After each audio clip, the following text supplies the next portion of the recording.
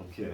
I was trying to think today, like what, I got a million stories, but this was the day I got arrested at the Democratic National Convention. The Democratic National Convention in Philadelphia in 2020. So I decided, my sister lives in Philadelphia, and I decided to volunteer. I'm a big political guy, and so I decided I was going to volunteer for the election. No, this was 2016. I'm sorry, 2016. Hillary Clinton, Donald Trump, and it was a nomination. And that day, I was at a panel discuss. I got to meet the mayor of Philadelphia because my sister was working for Comcast, and I was very happy about that. He's a nice guy. And there was a panel that I sat in on. It was about over-policing black communities, right? Interesting panel. And they were talking about, how, prison pipeline and over-policing. That evening, great day, great conversation, met a lot of people. That evening, I went to see the convention itself.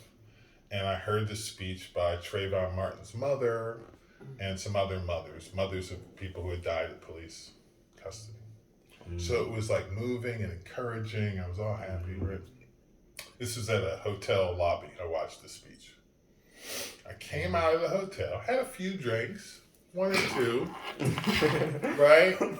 I wasn't wasted. Came out of the hotel and stood in front of the hotel to smoke a cigarette. And a couple cops come by, 2 white cops come by, one older, one younger. And the cop said, "Oh, you can't stand in front of the hotel anymore. You gotta move." And I was like, "Why? What's the deal? Why do I have to move?" He said, "Well, the people at the hotel don't want people standing in front on their property." Now, I thought this was bullshit, right? But I didn't. I still was trying to be kind of, whatever.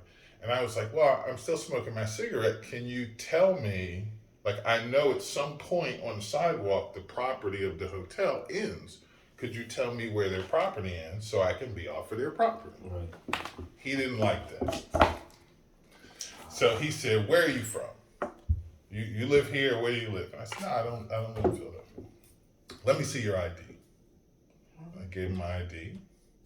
I had a lanyard on that said Democratic National Convention, so he knew I was working for the convention. Right. Yeah. And he said, "Let me see what's in your bag." I had a backpack with me.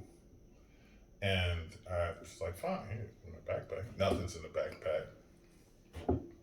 "Well, you can't stand here. You can't stand anywhere on this sidewalk.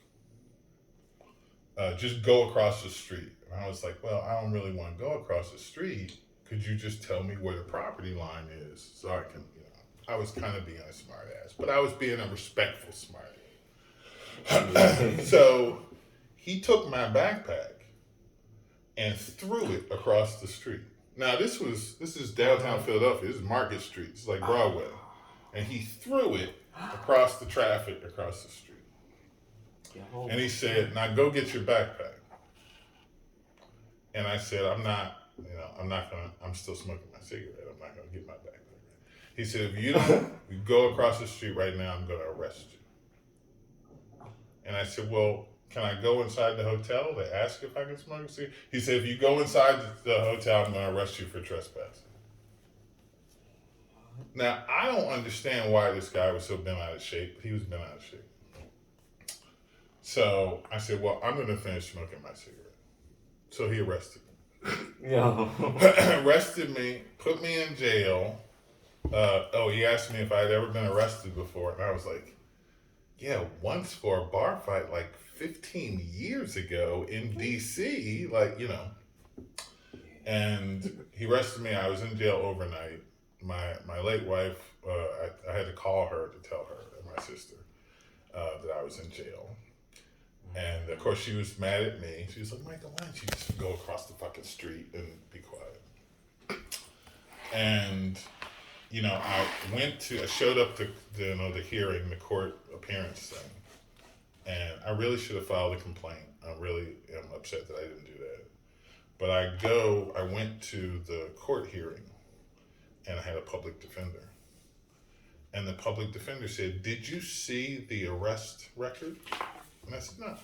She showed me the arrest record. The cop had put down that I had been harassing women in the hotel lobby the whole time, that I had been peeing on the walls in the bathroom and rubbing it on the wall. Like, he had a whole story in this police report that was like way, and the public defender looked at it, she's like, "I just met you 5 minutes ago, and I knew that this was bullshit," right? So the thing that I took away from that, first of all, not everyone can take my sarcasm. Yeah. But, and the other part I wanted to mention was when the guy was arresting me, the young cop was the one who wanted to arrest me. It was very apparent that the old cop was like, "Why is he doing this?" Like, he wasn't down with what the young cop was doing. And I looked at the old cop and I was like, "Are you going to let him do this?" And he just stood there because, the blue line and all of that bullshit. And I said to him, I look in the young guy's eyes, and I was really upset about it. And I said, my family's been here since before this was a country. Like, before your family came here. And he was just red-faced, angry. And so the thing I took away from it, first of all, seeing the police record, was like, if they could make up this big a lie about that small a thing, like, imagine if I had an arrest record, or imagine if I was on parole, or if I had violated or something, right? He would have killed me, right? And I also thought it was painfully sarcastic of God to have that happen on the day that I was at the panel for over-policing the black community, and I saw the Trayvon Martin's mom speech. So that's my impactful story. But I am upset at myself that I didn't